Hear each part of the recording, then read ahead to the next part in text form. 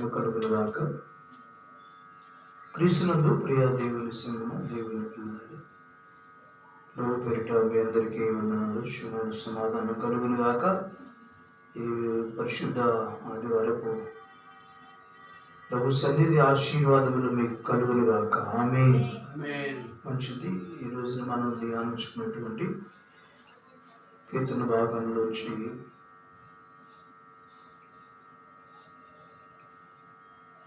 మనం కొన్ని విషయాలు ధ్యానించుకున్నాం. ప్రియులు,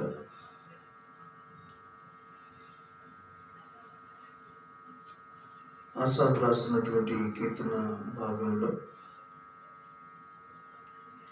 దేవా నీవు నిత్యం మమ్మల్ని విడనాడితివేమి, నీవు మేపు గొర్రెల మీద నీ కోపం పొగరాల్చుచున్నదేమి, నీ స్వాస్థ్య గోత్రమును నీవు పూర్వము సంపాదించుకొని విమోచించిన నీ సమాజంలో జ్ఞాపకములకు తెచ్చుకును. నీవు నివసించు నీ సియోను పర్వతమును జ్ఞాపకము తెచ్చుకును.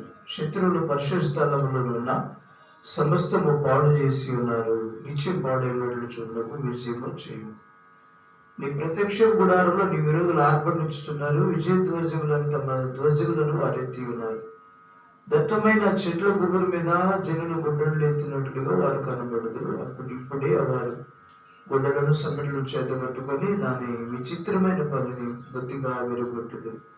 నీ పరిశుద్ధ స్థలమునకు అగ్ని ముట్టించుదురు, నీ నామ మందిరం నిలబడగొట్టి అపవిత్రపరచుదురు. దేవుని మందిరమును బొత్తిగా అడగదొరుకుదురు అనుకొని దేశంలోని వాటన్నిటిని వారు కాల్చి ఉన్నారు.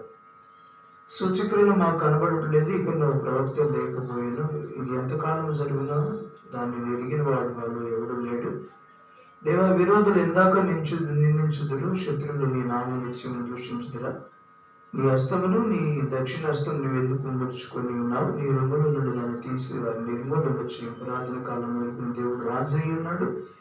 దేశంలో మహారక్షణ కలుగు చేయవాడు ఆయనే. నీ బలము చేత సముద్రం బయలుగా చేసేటివి, జలములో నీ భుజగముల శిరస్సు నీవు మరలా పొగలు కొట్టేతివి, మకరం యొక్క శిరస్సు నీవు ముక్కలుగా కొట్టేతివి, అరణ్యవాసులకు దాన్ని ఆహారంగా ఇచ్చేతివి. దేవునికి మహిమ కలుగునుగాక. ఈ లేఖన భాగంలో మనం గమనిస్తే పిల్లల భక్తులైన ఆసాఫ్ గారు పాడుతున్నటువంటి చేస్తున్న ప్రార్థనతో కూడిన స్తుతి గీతం అని అర్థం. గీతం అని అర్థం విమోచన గీతం, లేకపోతే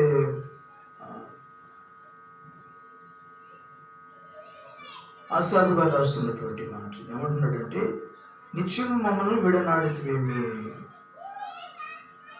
నీవు మేపు గొర్రెల మీద నీ కోపం పొగరాచున్నదేమి. అవును ప్రియుల, దేవా మమ్మల్ని నువ్వు ఎందుకు విడనాడావు, నీ గొర్రెల మీద నీవెందుకు కోపగిస్తున్నావు, నీవు పూర్వం సంపాదించిన నీ సమాజంలో జ్ఞాపకం తెచ్చుకోమని ప్రార్థన చేస్తున్నావు. నీవు నివసించు ఈ సియోను పర్వతము జ్ఞాపకం తెచ్చుకోమన్నాడు. శత్రువుల పరిశుద్ధాలను సమస్తమును పాడు చేసి ఉన్నారు కదా. ప్రత్యక్ష గుడారంలో నీ విరోధులు ఆర్భటించుతున్నారు, జయధ్వనుల చేత వారు ఇలాగా వాళ్ళు నా మందిరము నేల పడగొట్టి అపవిత్రపరచుదురు, దేవుని మందిరములను బొత్తిగా అణగదొరుకుదునని వారు అనుకుంటున్నారు. దేశంలో వాటన్నిటి వాటిని కాల్చి ఉన్నారు. అవును పిల్లలు, ఈ విషయం ఏంటంటే, ప్రియమైన వాళ్ళారా, దేవుని కోపం ప్రజల మీదకి వచ్చినట్లుగా, దేవుడు వారిని విడనాడినట్లుగా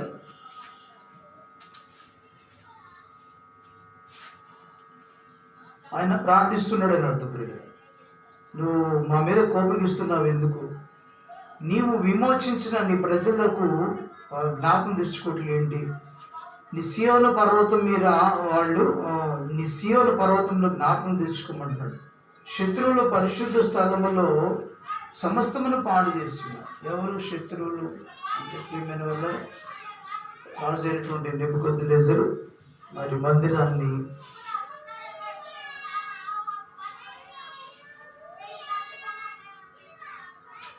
బబులోను రాజైనటువంటి నెబుకద్నెజరు దేవుని మందిరాన్ని పడగొట్టినట్లుగా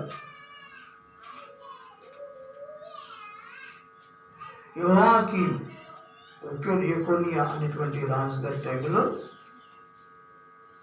ఇర్మియా ప్రవచించిన ప్రవచన నెరవేర్పునకు సాదృశ్యంగా ప్రియమైన వాళ్ళరా బబులోను రాజు అయినటువంటి నెబుకద్నెజరు వచ్చి దేవుని మందిరాన్ని కూల్చేశాడు. అనేకులను బానిసలుగా పట్టుకుని పోయాడు. దేవుని మందిరాన్ని కాల్చివేశాడు. ఇలాగ చేశారు కదా, నువ్వెందుకు మౌనంగా ఉంటున్నావు అని చెప్పేసి ఆసాపు భక్తుడు దేవునికి ప్రార్థిస్తున్నట్లుగా మనం చూస్తున్నాం. నువ్వెందుకు నీ గొర్రెల మీద కోపం ఉంచుకున్నావు? నీవి విమోచించిన నీ ఆ స్వాస్థ్యం మీద, నీ గోత్రం మీద ఎందుకు నువ్వు మరి గోత్రమును ఏమంటున్నాడు, పూర్వ సంపాదన విమోచించిన నీ సమాధిని జ్ఞాపకం తెచ్చుకోమని ప్రార్థన చేస్తున్నా. అంటే దేవుని పిల్లలు దేవుని మాట వినని కారణం చేత ఏంటంటే దేవుని మాట వినని కారణం చేత దేవుని పట్టణాన్ని ఒక దినాన ఐగుప్తు దేశంలో బానిసలైనటువంటి ఇజ్రాయేలీలు తన బాహుబలము చేత వారిని మోషే నాయకత్వంలో, అహరోను నాయకత్వంలో విమోచించి దాసులైన వారికి, ఏ యోగ్యత లేని వారికి ఏం చేశాడంటే కానానును స్వాస్థ్యంగా ఇచ్చాడు. కానాను ఎలాంటిదంటే కానాను పాలు తేనెలు ప్రవహించేటువంటి దేశం.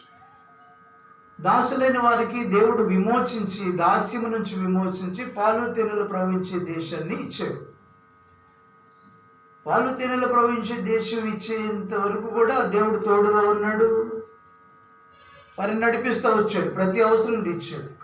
పాలు తేనెలు ప్రవహించే దేశం కానాను దేశం వచ్చిన తర్వాత వీళ్ళు ఆడ స్థిరపడిన తర్వాత దేవునికి విరోధులుగా మారారు.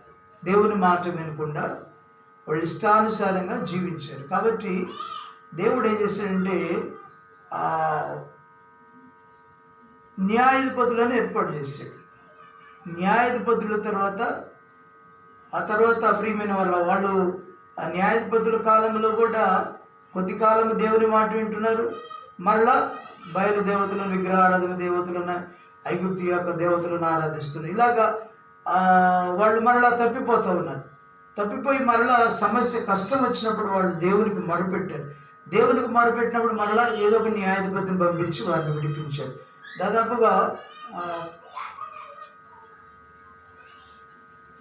14-15 మంది న్యాయాధిపతులు పంపించి వారిని అనేక రీతులుగా విమోచించాడు. ఆ తర్వాత ప్రియమైన వాళ్ళగా విమోచించి వారికి స్వాస్థ్యాన్ని యెహోషువ నాయకత్వంలో కానాను దేశంలో వారికి ప్రవేశాన్ని ఇచ్చాడు. న్యాయాధిపతులను ఏర్పాటు చేశాడు. అనేక సార్లు మళ్ళా శత్రువుల చేతికి పట్టుబడ్డారు. శత్రువుల నుంచి న్యాయాధిపతులు విడిపించారు. ఈ రీతిగా వాళ్ళు శ్రమను అనుభవిస్తూనే ఉన్నారు. ఇంకా వచ్చే కొద్దిగా పాపం విస్తరిస్తూనే ఉందన్నమాట.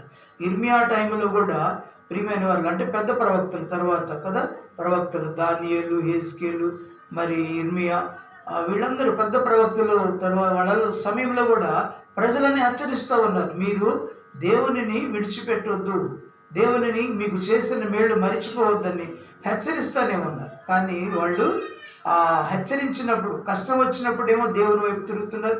మరలా ఆ కష్టం తొలగిపోయిన తర్వాత మరలా కొన్ని దినాల తర్వాత మరలా లోకం వైపు చూస్తారు. ఈ రీతిగా వాళ్ళు మరి బయలు దేవతలను ఆరాధిస్తున్నప్పుడు దేవుడిని కోపం దిగి వచ్చి ఏంటంటే ఒక్కసారి బబులోను రాజు చేతికి వారిని చెరకు అప్పగించాడు. బబులోను రాజు వచ్చేసి ఏంటంటే ఆ దేశాన్ని కాల్చివేశాడు, మందిరాన్ని కూల్చివేశాడు, మందిరంలోని ఉపకరణాలను తీసుకెళ్ళాడు, మందిరంలోని బంగారం అంతా పట్టుకెళ్ళాడు అనమాట. దీని అర్థం అది. కాబట్టి మందిరాన్ని వాళ్ళు నీ మందిరమును నేలబడగొట్టి అపవిత్రపరిచుదురు, నీ మందిరమును బొత్తిగా అండగా దొరకదు అనుకొని దేశంలో వాటన్నిటిని వాళ్ళు కాల్చి ఉన్నారు.